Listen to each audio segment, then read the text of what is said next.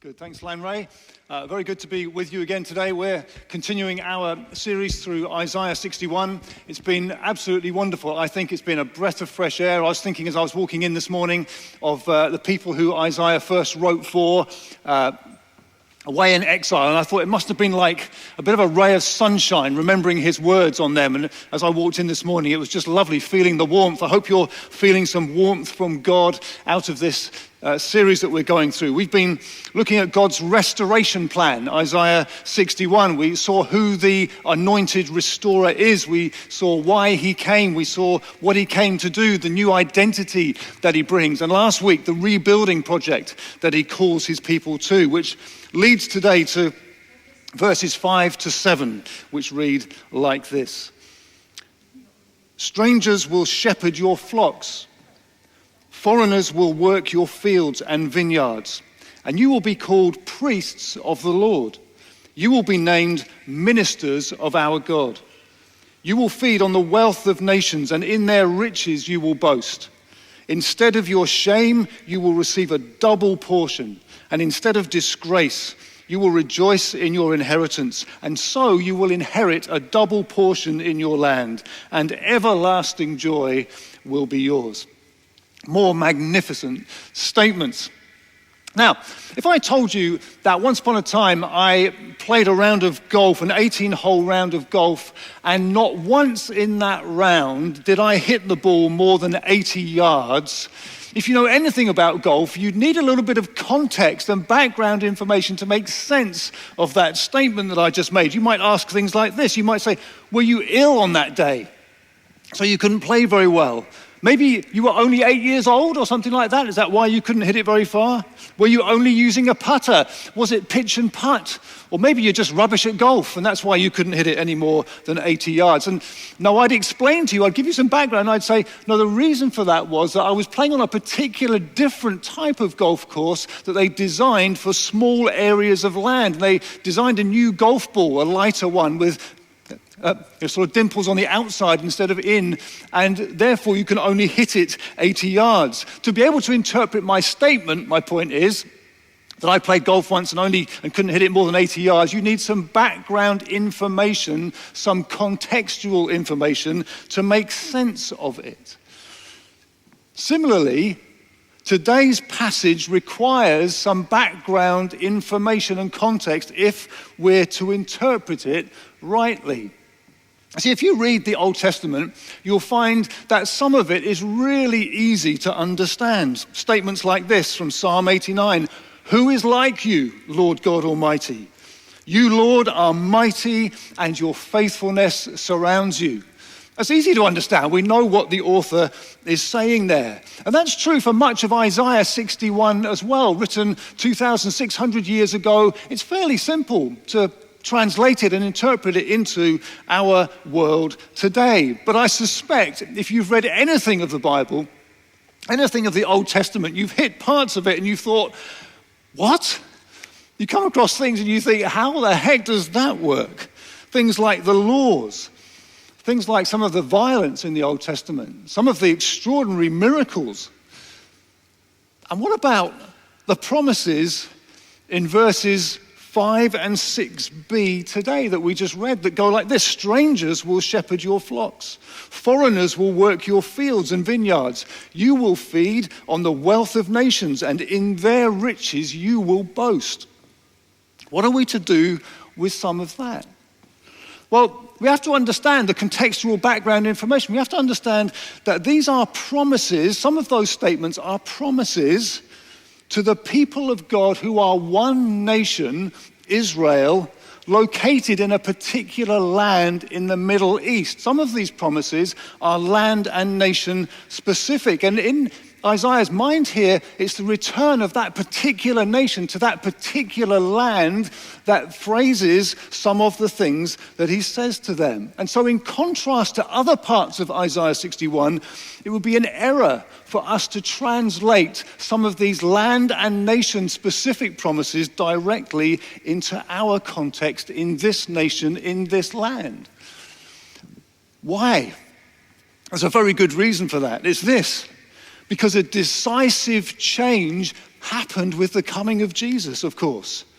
God's people are no longer one ethnic nation in one particular part of the earth.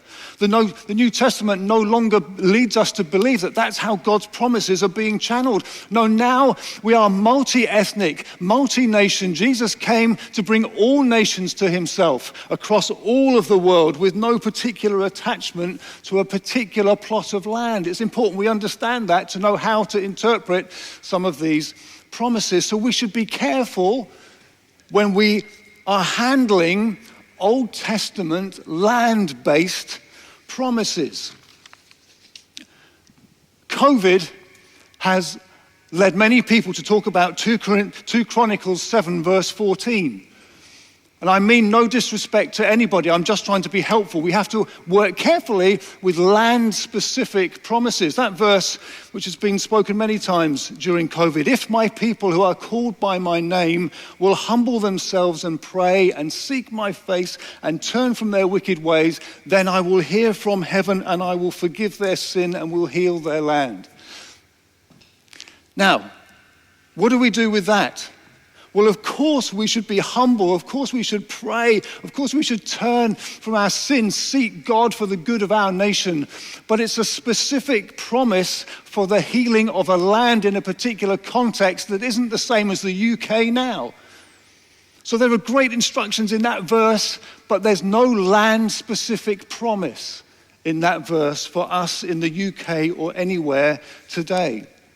So with that little caveat of we need to handle carefully land-specific, nation-specific promises in the Old Testament, let's work through verses 5 to 7 and see how we can rightly apply that today and find some magnificent news that is more of the good news to the poor that the Anointed One is bringing to us even today. Firstly, strangers and foreigners in verse 5.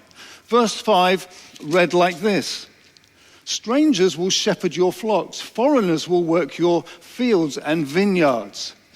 Well, Isaiah's speaking to Israel, and they've, of course, been oppressed. They've been subject to other nations. They've been taxed heavily. It's been an absolutely terrible situation. But God is promising and has been promising to now restore them with dignity and certainty. You might remember back in verse 3, he spoke about oaks of righteousness. There's dignity coming to this people who've been downtrodden, who've been taxed heavily, who've been oppressed. I'm going to raise you up and bring you dignity and stability as I return you to your land. And as they return, they don't have to fear the other nations any longer.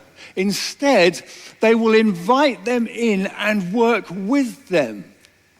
The point of verse 5 is not that the other nations are now going to have to grovel and do the menial tasks of shepherding, farming, and vine dressing, as if God's people are going to say, you oppressed us, now we're going to get you back. You're going to serve us. We're going to treat you harshly like you treated us. We're going to feed off all that you can produce for us. That's not what's going on. It's about extending God's blessing to other nations as God's splendor is displayed and reflected in his renewed people. Strangers, foreigners, those currently outside God's people will be welcome to serve alongside them, enjoying the blessings of God's people being shed abroad for them. Which wasn't a new idea in the Old Testament, way further back. We get a statement like this. Leviticus chapter 19 says this, the foreigner residing among you must be treated as your native born. Love them as yourself. For you were foreigners. You know what it's like to have been a foreigner in Egypt. Moving forward to the New Testament, this is exactly our calling, isn't it? To receive the blessings of God and to shed them abroad to nations around us. To be a conduit of God's blessing, to know that he has blessed us and through us he will bless others. Remember, we've been saying what God does in his people, he plans to do through his people. When I was living in Torquay, I had a friend over the road who became a Christian, joined our church, and he had various friends. He'd been in the area for a long time. One of his friends was a guy called Jeff. And Jeff lived about a mile away. And Jeff was the guy who, if you invited him to church or anything like that, he would say, absolutely not. And Matt and I were talking one time, just before we were going to start another Alpha course. And Matt I was saying, who can you invite? Who can I invite? And Matt said, well, I could invite Jeff, but there's absolutely no point. And so we talked about it, we debated it a bit, and then we thought in the end, well, blow it. Just go and ask him. Who knows? Can't do any harm. And Matt went to ask Jeff, do you want to come to Alpha? What was Matt doing? Matt was saying, come and be part of the blessings that we have received from God. And lo and behold, Jeff says, all right, but I'm only coming for the food. And Jeff came to week 1 of Alpha. And he said, I'm only coming to week 1, and I'm only coming for the food. And Jeff never left. And Jeff became a Christian. His wife became a Christian. And we buried Jeff, actually a couple of years ago, as a believer in Jesus who is now with him forever. What's going on there?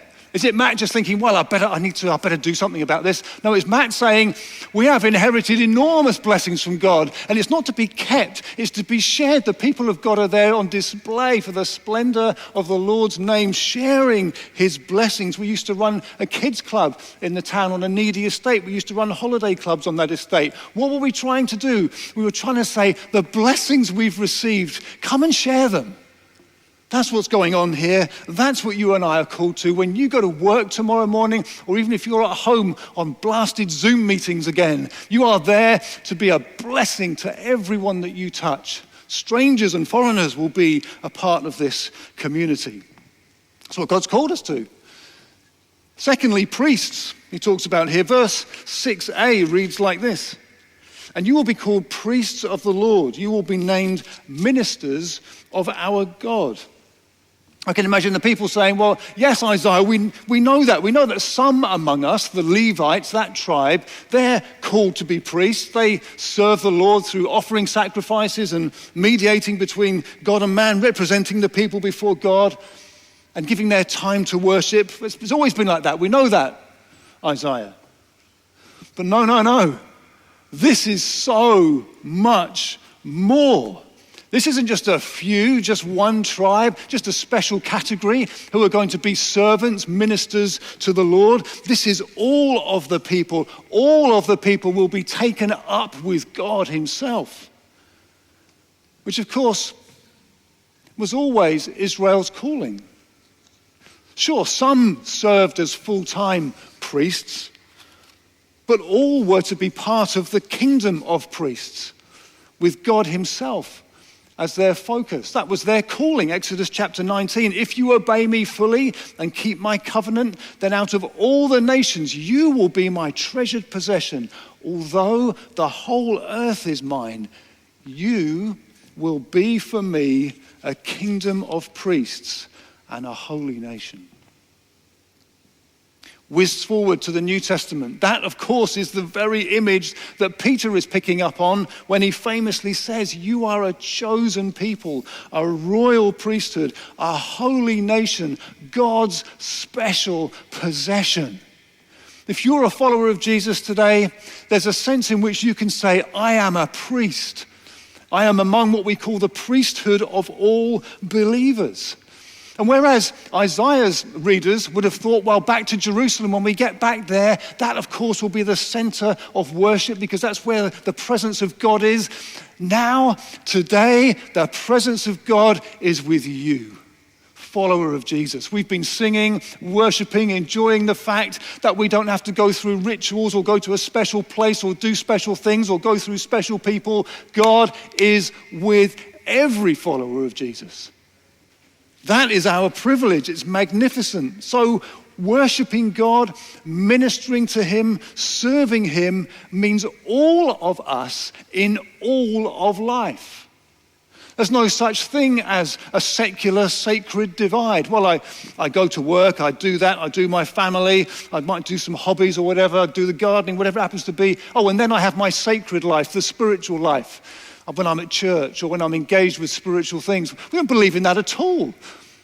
God isn't found in a temple anymore or in special things. Sure, he manifests his presence, particularly at some times, but basically he is with us always and we are with him always.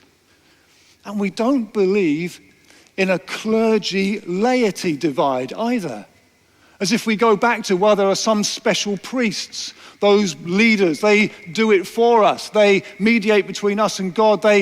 They're the channel of blessing. We don't believe that at all. Hopefully they're a channel of blessing in one sense, but you have direct access to God. Every believer has the same status before God. Every believer should have the same enjoyment of the presence of God. This is our calling, to be priests in every moment, all the time. One man who encapsulated this as profoundly as any other was a guy who came to be known as Brother Lawrence. Brother Lawrence was born in France in the early 17th century. At the age of 18, he had a profound experience of God.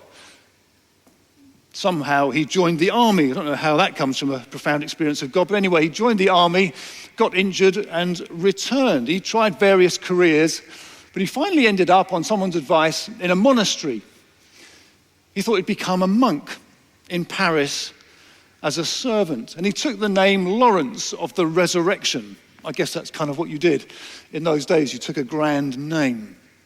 Well, he became the monastery's cook, having vowed poverty, obedience, and chastity. And during his first 10 years there, he was thoroughly depressed, which I suspect I would have been as well. And he concluded he'd never find peace. Suddenly, and he writes, I found myself changed all at once, and my soul, which till that time was in trouble, felt a profound inward peace, as if it were in its center and place of rest, which led him to a dramatic transformation such that he enjoyed the intimate love of God from that moment onwards.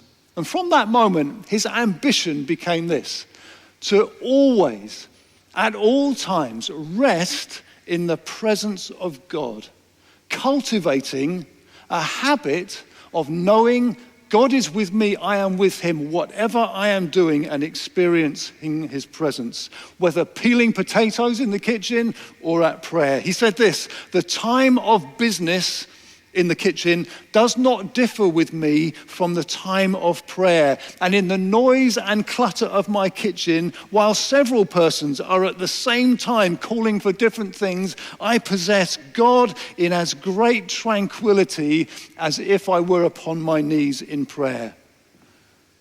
Brother Lawrence knew what it was to reside in the presence of God all the time. Let me say to you, if you're a follower of Jesus, that is your privilege. God is with you. You are with him. And nothing can separate you from the love of God. Don't you sometimes wish that life had meaning all the time, every day had some purpose and meaning? It does. Even in lockdown, you're a servant, a minister, one who is with God all the time. No wonder this is good news to the poor. Please receive it, dear friends. Tomorrow, when you go away from this meeting, this afternoon, you are in the presence of God. Enjoy it. All of which, in this section, leads finally to inheritance. Verse 7 reads like this. In fact, do you remember back in verse 3, we had some insteads. We had 3 insteads. Well, there are 2 more here. 2 more insteads that go like this. Instead of your shame, you will receive a double portion. And instead of disgrace, you will rejoice in your inheritance. And so you will inherit a double portion in your land, and everlasting joy will be yours. There's a couple more insteads, as we've seen. There's a couple of possible pictures going on here. One is this image of double return, of double reward, of double inheritance is sometimes used in the Old Testament, where God is saying, I'm not going to return you to what you had before. I'm going to super abundantly bless you. I'm going to lavish you with grace. It's like a double portion. But especially, there's this image. The picture of a father dividing up his estate for his sons to inherit. And in the Old Testament and in many cultures today, the oldest son inherits more, which I think is a very good idea, given that I'm an oldest son. That's often the case in cultures today. It certainly was in Bible times. That famous story of the prodigal son who wanted his share of the inheritance. Well, he'd have probably got a third of it because the older brother would have had 2/3 of it, a double share. It's very hard for some of us in the West to get our heads around such a concept as that. But I was speaking to Lanray this week just to check out with him about his culture. In his culture in Nigeria, this is how it works. When his father died, the family made sure that he got more than the rest, which to us in the UK, who've been raised in the West, feels so unfair. But it feels so right in that culture, particularly for this reason. The oldest son has the responsibility to carry on the father's name. And God is saying through Isaiah here, I am going to restore you, I'm going to rebuild you, and you are going to have an extraordinary inheritance as you carry on my name, displaying my splendor to all the nations around. And the New Testament, jumping again there, makes it very clear. We are heirs of God. We have an inheritance. It says this, since you are God's child, he has made you also an heir. And also this, Christ is the mediator of a new covenant, that those who are called may receive the promised eternal inheritance.